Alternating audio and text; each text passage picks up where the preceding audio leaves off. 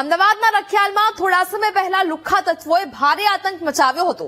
Police કે કાયદાનો જાણે કોઈ ડર જ ન રહ્યો હોય તેમ પોલીસ સામે પણ દાદાગીરી કરતો વિડીયો વાયરલ થયો હતો। જો કે હવે આ લુખ્ખા તત્વોને કાયદાનું ભાન કરાવવા પોલીસે બરાબરના કાયદાના પાઠ ભણાવ્યા છે।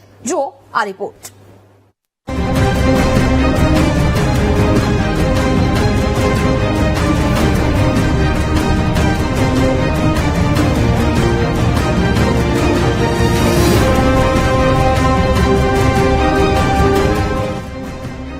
અમદાવાદના બાપુનગર અને રખિયાલમાં થોડા સમય પહેલા લુખ્ખા તત્વોએ ભારે આતંક મચાવ્યો હતો, જેમાં રસ્તા પર તલવાર લઈને ફરતા અને લોકોમાં ભય ફેલાવતા આવાલા તત્વોના વિડીયો સોશિયલ મીડિયા પર વાયરલ થયો હતો।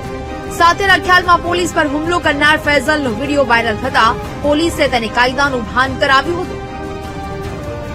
અમદાવાદના આ એ દ્રશ્યો છે કે જ્યાં અસામાજિક તત્વોને જાણે પોલીસ કે કાયદાનો કોઈ ડર જ ન હોય તેમ જાહેરમાં તલવાર લઈને ફરી રહ્યા છે, તો બીજી બાજુ પોલીસને છરી બતાવી તેમના પર હુમલાનો પ્રયાસ કરવામાં આવ્યો હતો। જો કે હવે પોલીસે આ લુખ્ખા તત્વોની ધરપકડ કરીને તેમને બરાબરનો પાઠ ભણાવ્યો હતો। પોલીસે આવા અસામાજિક તત્વોનું સરઘસ કાઢી જાહેરમાં માફી પણ મંગાવી હતી। ત્યારે હવે એએમસી તંત્ર દ્વારા પણ આતંક મચાવનારાના ઘર પર બુલડોઝર ફેરવવાની તૈયારી શરૂ કરી દેવામાં આવી છે।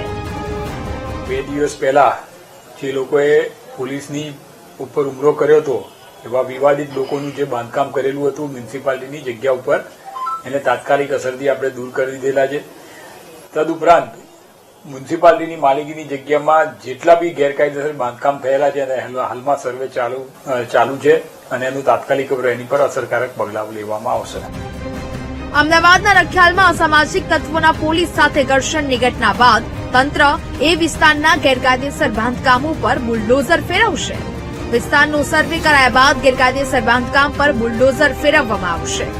રખિયાલના ગરીબનગરમાં જે ગેરકાયદેસર દબાણ છે તે દૂર કરવામાં આવશે। Bureau report, VTV news.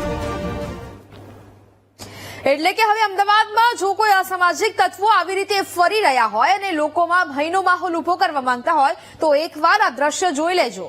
કાલે તમારો પણ આવો જ હાલ થઈ શકે છે, કારણ કે હવે અમદાવાદની પોલીસને પણ બરાબર સમજાઈ ગયું છે કે આવા લુખ્ખા તત્વોને કેવી રીતે કાયદાનું ભાન કરાવવું અને કેવી રીતે બાંધમાં લેવા।